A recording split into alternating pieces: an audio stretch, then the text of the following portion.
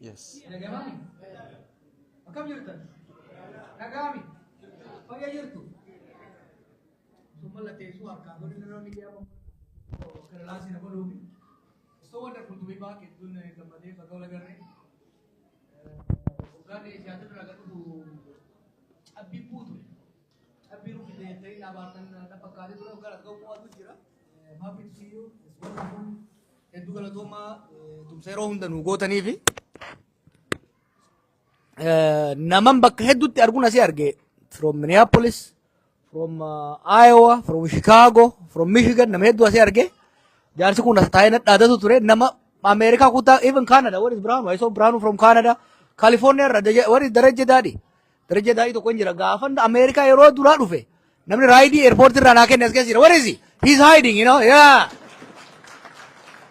believe it or not he was the first Oromo I saw in America 20 years ago. And Gaabbuu barbaade raayidii naa kennaa gaaf kana kamarra nagata ture. We used to be young and we spent a lot of time nama hedduun arge. Actually this is really unique. It looks like a reunion of my 20 years life in North America. It made me a bit sentimental. Maaliif nama hedduu bakka tokkotti argu. It also shows the power of Portland. It also shows how our society been transformed. Nami kenna business oriented ta'e beesee qabachuudhaaf, resource qabachuudhaaf, of jabeessuudhaaf tattaafatu isaa agarra. Yeroo baay'ee hoggan deddeemu maaliin jechaa ture? Yoo yaadattan biyya baqaa kana waluma lamaaf jirra. Biyya keenyarra irra caalaan siyaasan dhiibame, kun hiyyummaan dhiibame, or combination of both dhiibamee dhufe biyya faranjii hogga dhufu whether it's North USA, Canada, Europe yeroo dhufu waa lama we have only two missions for our people. Tokko baranne barnootaan jabaachuu barnoota immoo barnoota bor hojii nuu fidu lammaffaa hojjannee maallaqa harka qabachuu maaliifi ummata keessaa baane rooroo keessaa baane hiyyummaa keessaa baane hin beekna. Kanaaf ummanni Portland hedduun namni Portland galuu isaa maaliif akka galtan hojiidhaaf akka galtan nan beeka. This makes me really proud. Maaliifi I used to say I only need three things from you. Remember back in the day? Time, money, and talent. Qabsoo kanaaf waan sadii isin irraa barbaada. Your time, your money, and your skills, and your willingness to give. If you don't have time, if you don't have money, if you don't have knowledge or skills, you can't do much for the Oromo nation. Particularly the last two. Time, biyyatti ni qabna. But the resources, the intellectual resources, the skills, and the financial resources, biyya dhufnu keessatti hojjannee namni keenya hoggaa jabaate, then you are useful to me and you are useful to your family, to your nation, to the country. Kanaaf namni hedduu particularly young ones, bar dure hoggaa dhufnu, we just see some people. We see a lot of people working very hard. I know warri isin dura jiru warri tujjaara hedduun as keessa akkan jiran nan beekarra. Waluma hubanna beeka. Don't worry, I understand them. We understand each other. Dhugaa hedduu isaanii encourage goonee biyyatti invest godhaa jiranii. We will play the game smartly. And don't be harsh on them. Hedduu isaanii wal quba qabna. We play this nicely. And they are supported with us and I support them fully. Isinillee gaafa isin wayyootte laali ilmi namaa gaafa umriin dabalte gaafa maallaqni dabale gaafa aangoon dabalte sodaataa deema maaliif waan dhabuuf baay'ata.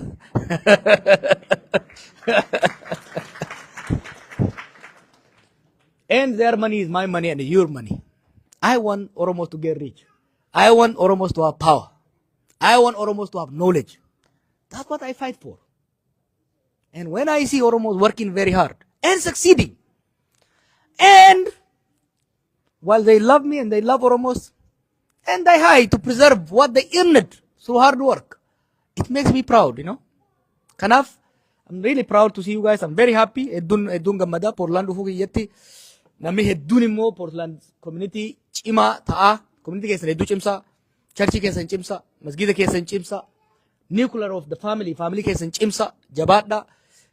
Community biraafillee example taatan. By the way, healthcare hojjetanii baay'een keessanasitti. By the way, you know what I saw? Other communities have also started doing this business. Minnesota amma healthcare is expanding. Kanaaf namni keenya hojjetee deemuunsaa hedduu na gammachiisa. Portland is also a community. I have a son here, by the way. His name is Kerro. I don't know where he is. Mucha Kerro jedhamuun jedha.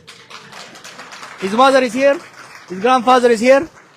Thank you very much for his grandfather, the family, and also the community for raising him. I have 3 wonderful kids. Bar kaalichi na jeesu etusan ijoollee lam dhale. Kerro qabsoo jedhaniin. Naafi, thank you very much. It's very happy. I'm very happy to be here. Qabxii lamaan tokko fa'aa ta'ee boru hojii waan ta'eef akka galtan nan beeka. I just want to, since this is a largely business community, politika amma qabnuu fi gara fuuldura qabnu wajjin wal qabsiisee waan lama sadii haasa'uu barbaada. Look, qabsoon bilisummaa is a means to an end. Sirnoota amma dura jiran irratti illee sirna amma jiru irratti illee ka qabsoofnu fi alaabaa mirmirsuu qofaaf miti. Oromiyaan dhaadachuu qofaaf miti. Oromummaan dhaadachuu qofaaf miti. It's a means to an end. What is that end? It is the empowerment of the nation. What's the empowerment? It's material, psychological empowerment. Qabsoo abbaa biyyummaa wanni jennuun waan sadii qabdi beektu. Tokko eenyummaa keenya kan namni cunqursuu ormi cunqursuu deemu san cunqursaa jala baafnee ittiin boonu ittiin kabajamu ittiin of jajuu miti beeka. Akka baala gizee jettee ijoolleen ta'in Finfinnee keessa baxraantu san osoo hin ta'in Oromoon nama kamiyyuu gad osoo hin ta'in nam kamiyyuu illee ol of hoosiin hin jehin aadaa eenyummaa seenaa isaatiin boonee jiraachuu. Tokko gaafiin lammataa qabeenya ofiit irratti waan rabbi nuu kenne waan baranne horanne waan hojjanne horanne irratti saamamuun hafee hiyyummaa keessa of baasu. Sadaffaa lamaanuu moo ka walitti qabee deemuni mootummaa ofii filanneen kanuu hojjettu kanurra hojjettu osoo hin taane kan diinurraa tiisitu kan hojjeeftu osoo hin taane dhaabbachuu jechuudha. This is what we have been fighting for the last 60 years. And that's why we continue to fight. Kanaf, as a business community, how is this relevant to us? Qabsoon kuni, how is it relevant? America, when you're tarif, you understand the value of property right. Durisi, abonni keenya warra gurguddaan ni beeytani. Sirna abbaa lafaa irratti waggaa fincilamu, baala irratti waggaa fincilamu, saamicha akka irraa dhaabatuufi. Kitaaba kana keessatti I write about my grandfather. Nama hedduu mataa jabaatu ture. Gibira malee wama jibbuun qabu. Maammootu faayidaniini. Maali abba maaliif gibira jibbitaa jennaan lafa kanaa kenne rabbi abboof akaakoo irra dhaale. Humna tiyya natu qotatee facaase. Ka itti roobsu rabbi mangistii maaltu galcheedha. It's fundamental to our question. Mootummaan security provider sii godhe, social service provider sii godhe, karaa sii baase, insurance sii kennan gibira yoo sirraa fuudhe gaarii rakkoon qabu. But mootummaan duri Haayile Sillaasee tunis ta'ammallee ijoolleen isaan duraa dhufte tunis without providing anything they tax. Biyyi kun British irraa maal adda baate? It is the slogan. No taxation without representation. Miti. Kanaaf qabsoon gaaf duraa Haayile Sillaasee irra goone ammallee itti deemaa jirra jechuudha. Qabsoo sirna abbaa lafaa ofirraa kaafne har'a immoo warrummaan nu keessaa ba'e gibira IMF'if jecha ummata keenya irraa guuran qabsoon karaa haalaan itti fufaa jira. Particularly wanni amma Itoophiyaa keessa godhamaa jiru keessattuu murnamtu yan gorra baafne wanni godhamaa jiru isa to some extent is a reversal of the gains we have made. Duri bara Haayile Sillaasee sirna abbaa lafaa irba of siisoo ofirraa kaasuuf qabsoofne. Bara wayyaanee master plan lafa keenya naannoo Finfinnee fudhachuudhaaf godhame irra qabsoofne. Har'a immoo jarri ammaa maal godhan tokko gibira parsantii 300 haga 1,000 dabalan. Lammaffaa keessattuu amma bakka laftii midhaan baaftu qamadii garbuun ba'u irratti ummanni haga parsantii 70 akka gatii cabaan gurguru godhan. Look, xaa'oon bar darbe birri 4,000 ture. Baran 8,000 hanga 10,000 itti gurguraa jiran. But gatii qamadii immoo 5,000 gaditti irraa gadi muranii jechuudha. While the government has the right to increase the price of fertilizer and mirtizarii hoggaa dabalu qonnaan bulaan immoo gatii gati cabaan akka gurguramu dirqama jechuudha. Kanaaf qabsoon teenya waan gara fuulduraa tarkaanfanne hedduu qabna. Bakka irraa kaan hin jirru. Garuu immoo sirnichi ammallee deebi'ee nama keenya saamuu. You know what's quite interesting wanni biyya sanitti ta'u saamichi kun irra caalatti Oromiyaa irratti godhama. Amma qamadii kootaan namarraa fuudhuun kun bakka biraa caalaa Oromiyaa irratti godhama. Who is from Maqi area? Naannoo Awaash kanarraa namni dhuftan. Anybody from Maqi area? Naannoo sana amma wanni irra caalaa facaafamu maali? Shunkurtiidha, dinnicha, waan akkanaati. Kuduraa fuduraa jechuudha. Hektaara tokkorraa ka argattu qamadii facaaftee wal qixaa miti. Masnoon gaaza itti baaftee ni goota. Gaazni immoo hagam akka dabale. Per liter I think is like more than 100 birr now. Still nama maal godhanii masnoo sanii qamadii akka facaasu godhanii jechuudha. Kanaaf qabsoon amma godhaa jirru kun it is a continuation of what we started. Rakkoolee haaraa dhufaa jirtu irra aanuudhaaf jechuudha. Particularly as a business group wanni asin gorsu maali? Asitti hedduu hojjettanii beesii argachaa jirtan. I know there is the promise and urge of investing back home. It's a good idea. Garuu investii godhuu dura biyya sanitti what is the return on investment? What the guarantee ka jedhu sirriitti ilaalaa deema. Isin gorfadha.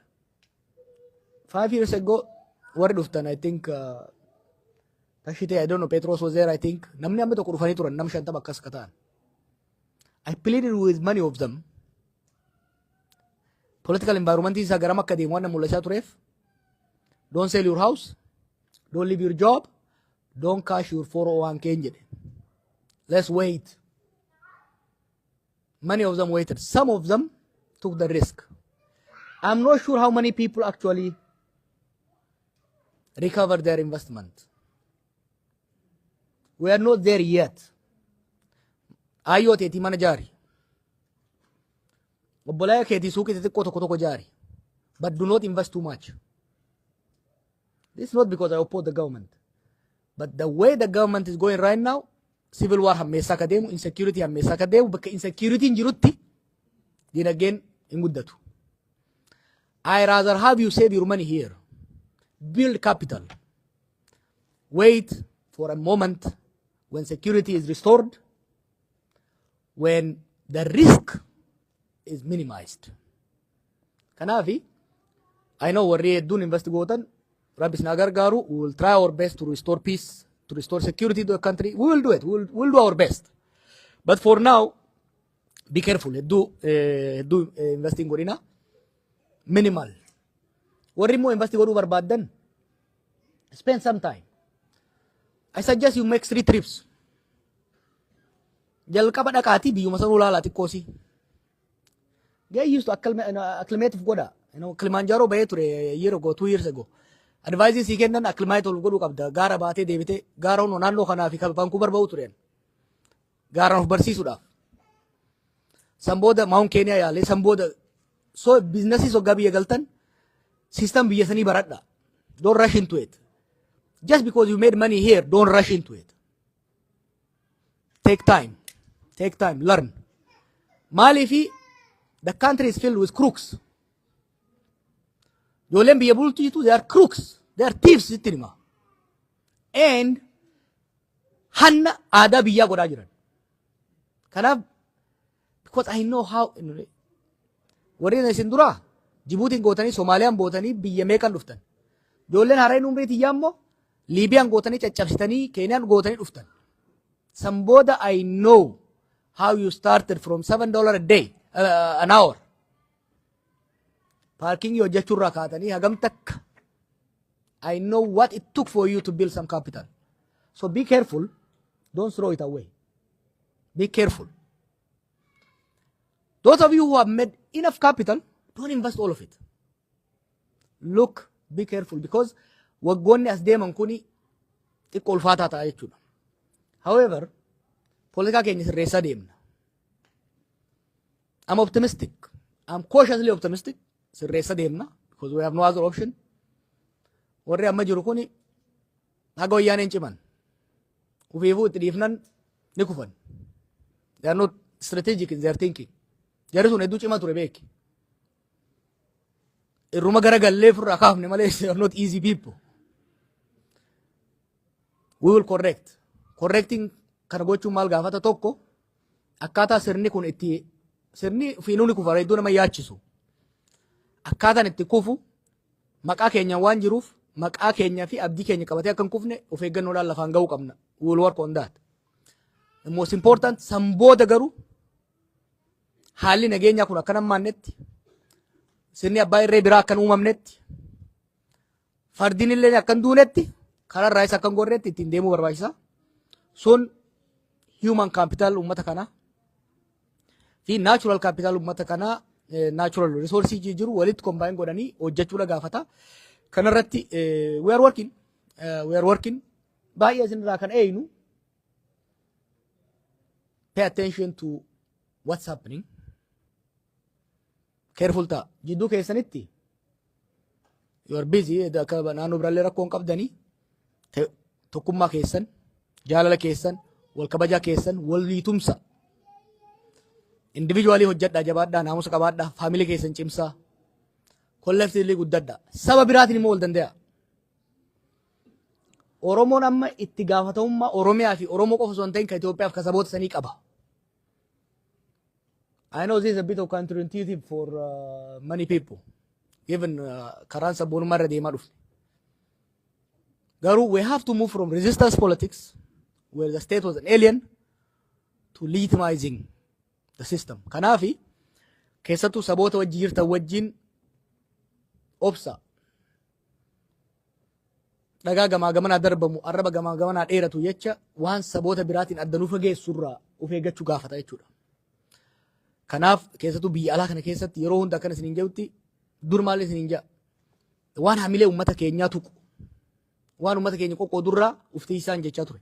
Amma immoo uummata keenya uummata Oromoo qofa osoo hin ta'in waan saboota biraa adda fageessu waan saboota biraa naasisu waan saboota biraa rifachiisu irraa of eeguu gaafata.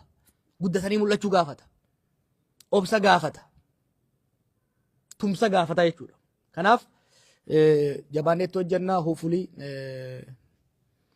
you will see some changes. It will come. It will be costly. Garuu qabsoon amma goonu kun qabma duraas irraa adda. Qabsoon amma dura goonu qabsoo humna alaa irratti warra biraa irratti goonu murna bakka biraatti irraa dhufe irratti goonu ture.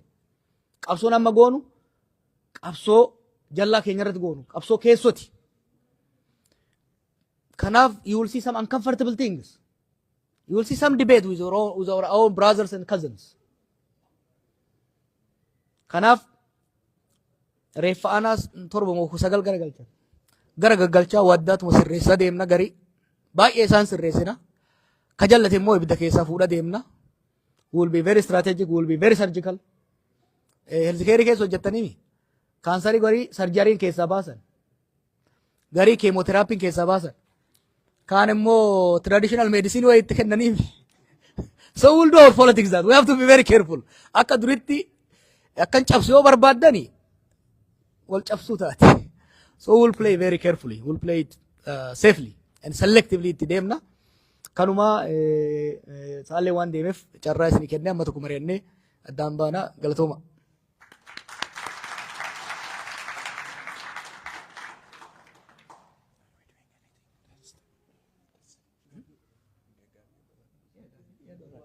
Ayyee gaafii fi yaada yoo qabaattan sa'aanillee hedduu deemtee jirti haga danda'ameen gabaabsaati. Just come down here. Tokko sarara sanirraa tokko dubartii.